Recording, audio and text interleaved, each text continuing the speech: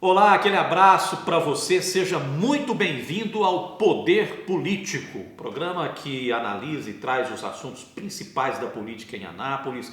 A gente tem aqui pessoas que são especialistas em análise política e principalmente fazendo um jornalismo imparcial, sério e voltado realmente para a informação, analisando os assuntos com base em dados, em informação, com estrutura. Por isso, temos aqui ao nosso lado o Marcos Vieira. Tudo bem, Marcos? Joia. Lucivan Machado, tudo bem, Lucivan? Tudo bem, graças a Deus. E é claro, a gente vai começar o nosso programa falando sobre um assunto que acabou movimentando a cidade.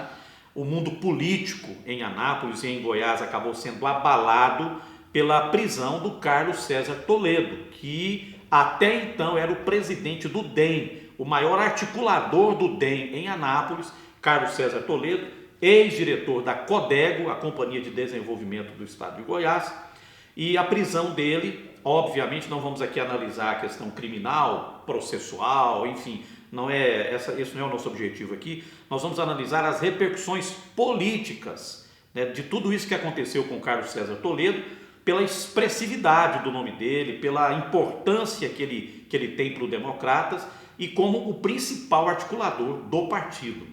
E a primeira pergunta que eu deixo aqui para a gente poder analisar com você, Marcos e Lucivan, é se realmente isso que aconteceu traz algum tipo de prejuízo, impacta os democratas aqui em Anápolis.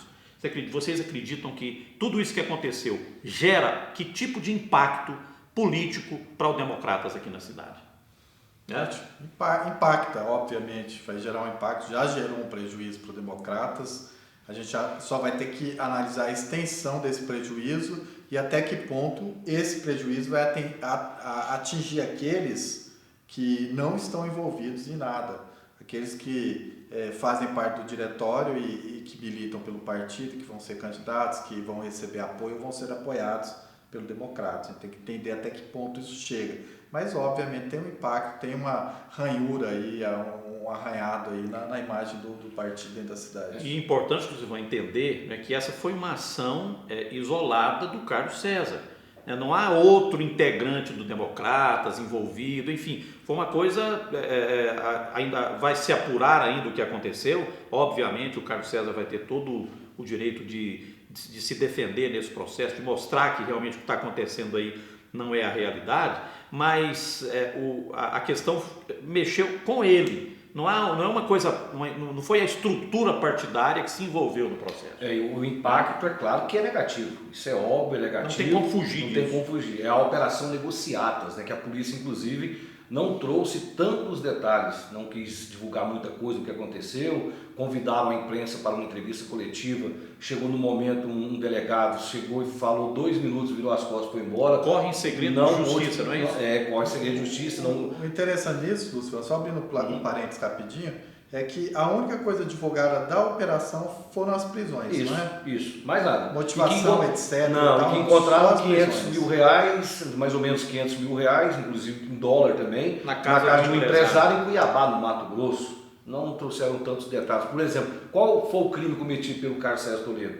Muitas pessoas me perguntaram, o que foi que aconteceu? Sinceramente eu não sei. Agora o impacto é negativo, mas aí tem um aspecto que a gente tem que analisar bem. O governador Ronaldo Caiado agiu rápido, porque essa delegacia, que é DRACO, eu não vou me lembrar agora o que significa DRACO, é uma delegacia... de corrupção. Delegacia Regional de Combate à Corrupção. Mas é uma delegacia criada pelo governador Ronaldo Caiado para combater esse tipo de crime aí dentro do próprio governo. Não, e ele criou a delegacia, ele anunciou a criação da delegacia na terça-feira e na quarta-feira aconteceu a operação. Então, tem 2 pontos que chamam a atenção. Primeiro, o Carlos César Toledo é muito ligado com o Ronaldo Caiado, muito ligado, a amizade, praticamente da família mesmo, se sentem como familiares. Mostra que o governador não passou a mão na cabeça. Aconteceu, vai pagar pelo que você fez. E aí ele agiu rapidamente também em mudar o comando do partido aqui em Anápolis. Porque esperava-se isso mesmo, governador. Vamos mudar a coisa aqui, e vocês disseram muito bem. A questão não é com o DEM de Anápolis. O fato ocorreu com o presidente do DEM de Anápolis. E aí agiram rapidamente. O que fizeram? O governador ligou para o Marlon Caiado, que é o primeiro vice-presidente, falou: Marlon, assuma o partido da cidade de Anápolis. E não é interino, não. Não é interino. Eu até questionei o Marlon, é interino? Falou, não, eu estou assumindo o partido. E com isso também, abre-se um diálogo maior entre o Marlon Caiado com o vice-prefeito Márcio Cândido, que é do Democratas. Que inclusive o Orisvaldo Marques ele não fazia parte, ou não faz parte do diretório municipal. Mas tudo indica que nos próximos dias ele deve participar também do diretório. Ele não é da executiva. Não é da executiva, não é. E obviamente, tudo isso que aconteceu acabou mexendo com a sociedade, principalmente com o mundo político, pelo que o Carlos César representa. Todos nós conhecemos o Carlos César, né? Nós temos amizade com ele, é uma pessoa, né, que a gente tem uma deferência toda especial, é de uma família super tradicional na cidade, um empresário bem sucedido, uma pessoa muito bem articulada. Então, pelo significado do Carlos César para o Democratas e para a política aqui em Anápolis, é que uma situação como essa dá uma balançada, dá uma mexida, não é?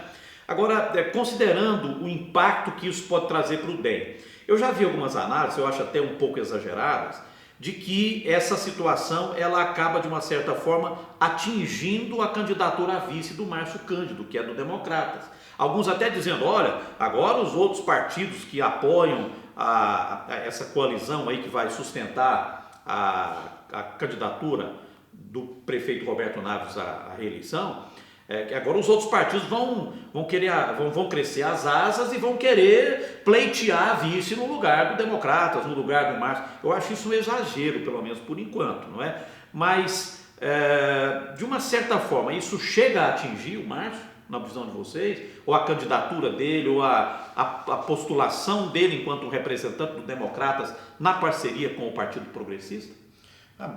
Assim, se a gente partir para esse lado, qualquer membro de instituição que cometa o crime, a gente tem que condenar a instituição inteira.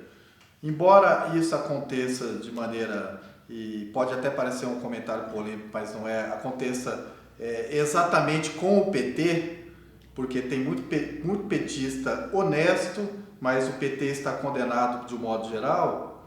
Eu acho que você condenar um partido por conta de um membro que está sendo investigado ainda, soa como um absurdo. E outra coisa, o Lúcio acabou de dar a informação, o Márcio Cândido não fazia nem parte da executiva. E mais ainda, o crime não é um crime do partido se envolvendo em um conluio para praticar algum crime na administração pública. É uma questão voltada para a Codego. Então, eu acho que assim, vai ser explorado. Mas é exagerado dizer que isso pode atingir, não é? Eu acho que é completamente exagerado, sabe? Não tem correlação com os outros membros do partido. Olha, com todo eu tenho respeito pelo Carlos César Toledo, mas a ação do governador de afastado foi corretíssima. Se o governador não. O governador é bom ressaltar que é o presidente regional do DEM. É o governador Ronaldo Caiado. Se ele não agisse dessa forma, aí sim acho que poderia ter respingar. Muitas pessoas poderiam falar, o rapaz foi preso, agora preside o partido, mesmo sendo preso. Aí, Carlos César, até que investigue de provar que você é inocente, caso venha a acontecer isso, aí sim muda provar que ele é culpado. Né? Isso, agora se provar que até provar se é culpado ou inocente, ele tem que se afastar mesmo.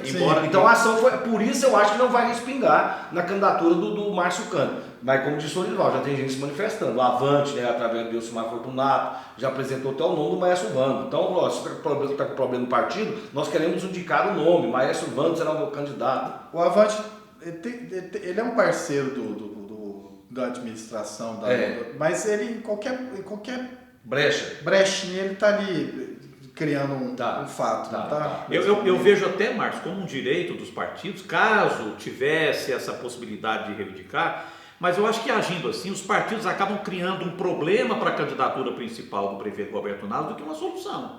Quando eles começam eu quero a vaga, eles estão caçando um problema para a chapa, para o prefeito, na minha opinião.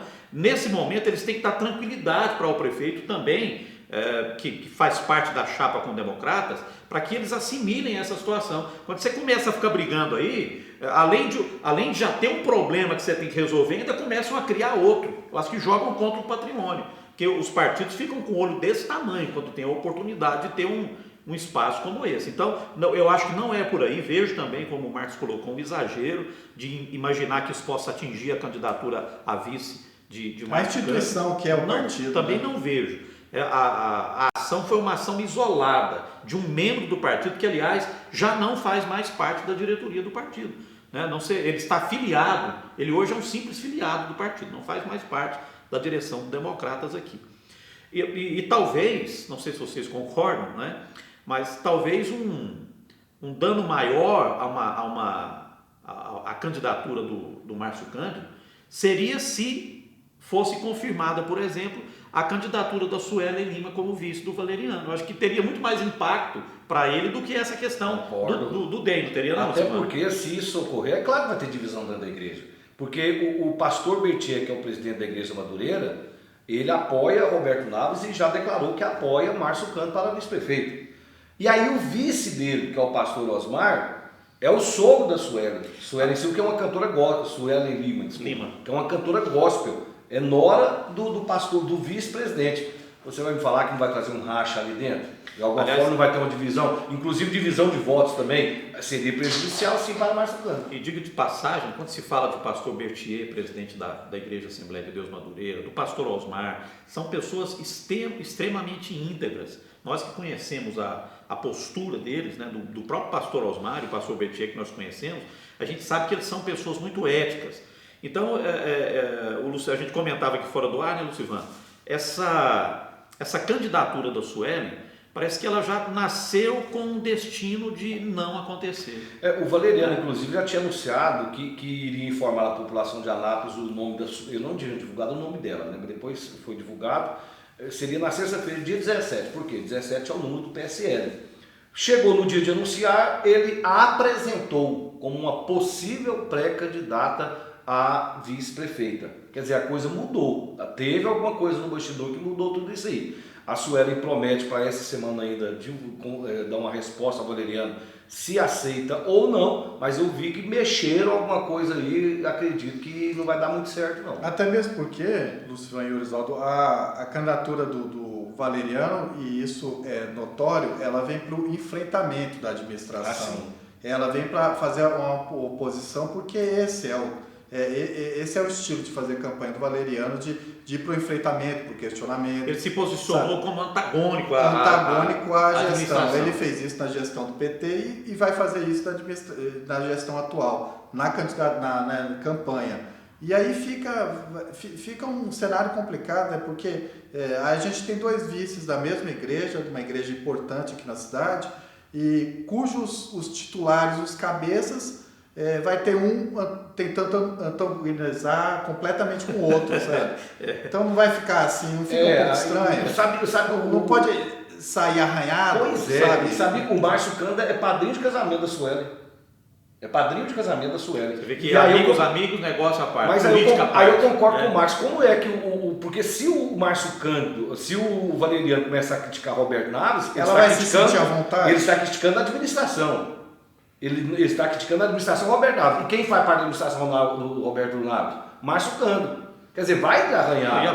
E a própria igreja, né, que já se manifestou, digamos assim, apoiadora dessa administração, apoiadora do próprio prefeito e da pré-candidatura dele à reeleição.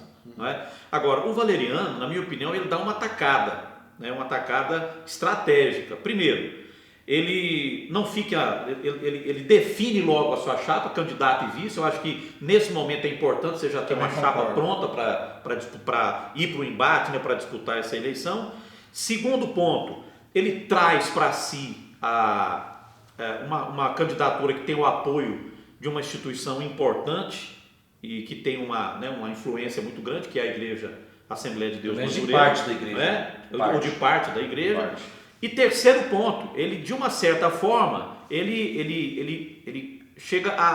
busca talvez atingir a candidatura a vice de uma chapa adversária, que ele antagoniza com ela, e uma chapa que é uma das favoritas para chegar ao segundo turno. Então ele dá uma atacada que ele mexe em três fatores assim importantíssimos para a campanha do PSL. A Suelen é um nome leve para ser trabalhado, é uma pessoa...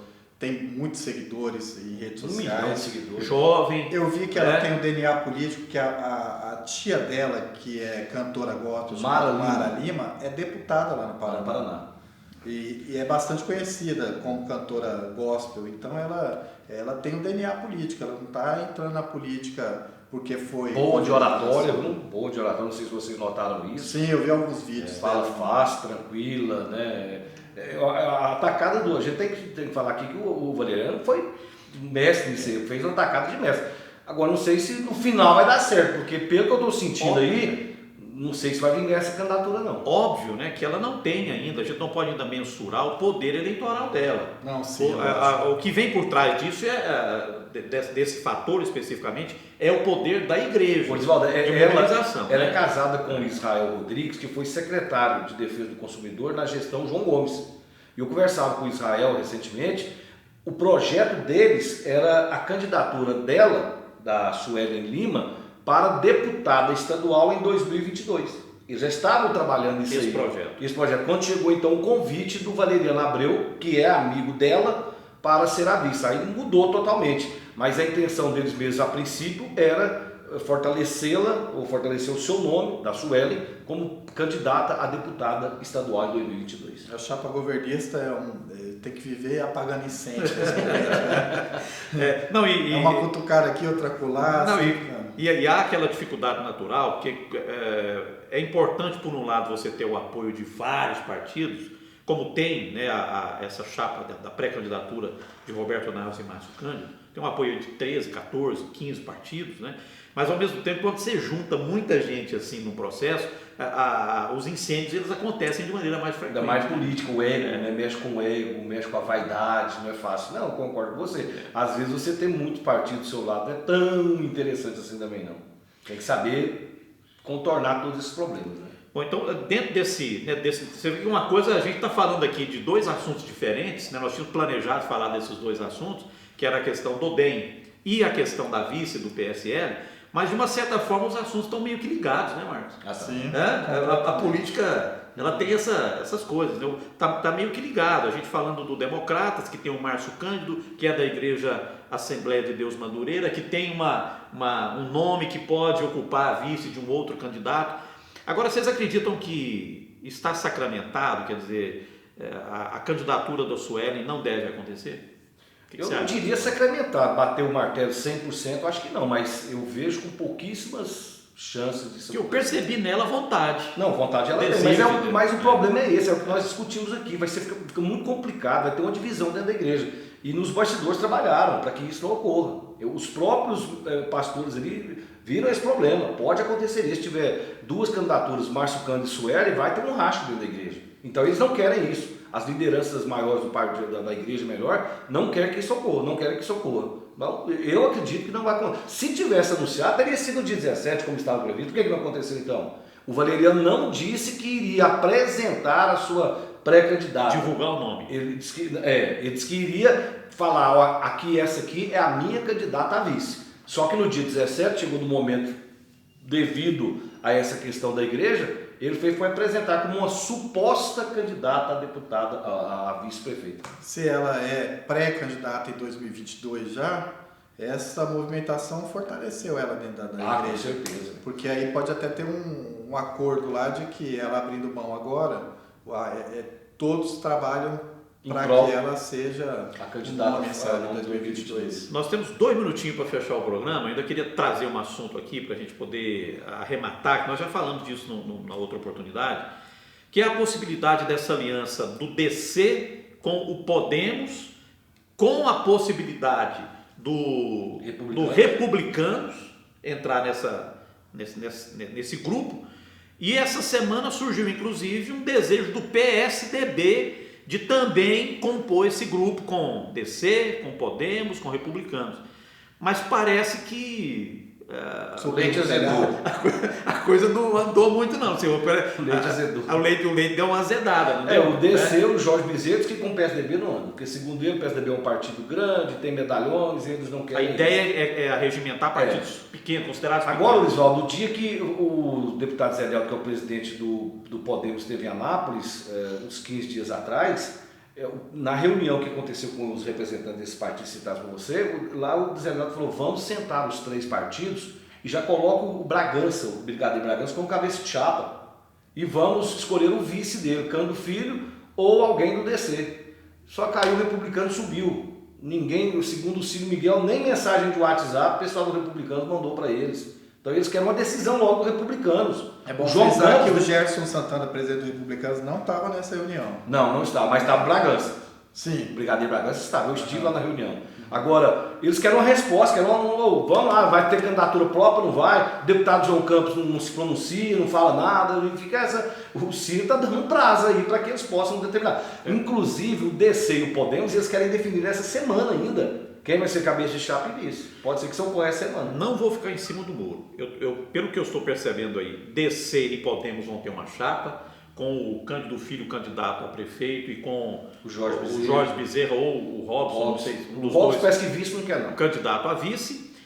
O Republicanos, na minha opinião, Vai apoiar o Roberto. vai apoiar a candidatura do prefeito Roberto. Somos unânimes, E então. o PSDB não vai fazer parte disso aí e vai caminhar sozinho nas eleições. Talvez com outro partido, a gente não está Só que vislumbrando. não está ainda, tendo mas- esse partido, não Pois está é. sobrando mais. A minha opinião é essa. Não, na minha opinião também é É? comum com você. Eu acho vai acontecer isso aí. PSDB, Porque então, se o Republicano... chapa puro sangue, não é? É, chapa Por pura. aí. O republicano, se ele tivesse candidatura própria, estava se manifestando. Como o PT, na Ninguém- minha opinião, está caminhando para a chapa puro sangue também. O João Campos não se manifesta.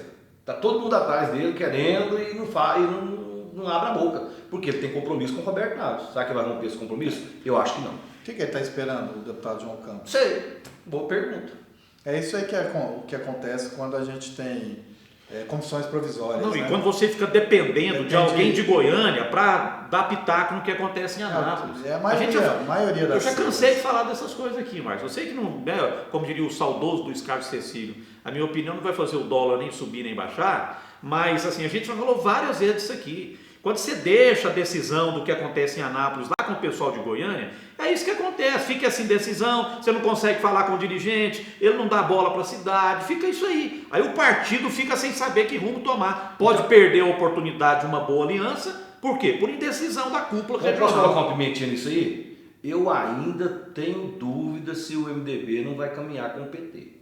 Tem? Tem. Acho que esse é assunto para um próximo programa, né? Nós vamos falar eu acho que para o próximo programa já vai dar para a gente ter um quadro para a gente analisar de novo aqui as possibilidades de candidatura a vice. Eu acho que já está começando a caminhar um pouco nisso aí. Quem sabe no próximo programa esse já seja um tema que a gente vai abordar aqui. Não é? Isso aí. Vamos embora? Bora, Marcos, um bora. abraço. O pessoal pode se inscrever aí, né? Curta, compartilhe, se inscreva, ative as notificações, mande elogios, críticas ou algum comentário do que quer que a gente fale aqui. A gente está aberto para tudo. Do Silvão, um abraço. Abraço a você, um abraço aqui da Live, né? É Live Produções, nossa produtora aqui do nosso Poder Político. Muito obrigado a todo o pessoal da Live. A gente vai ficando por aqui. Voltamos no próximo programa, se Deus quiser. Um abração para você.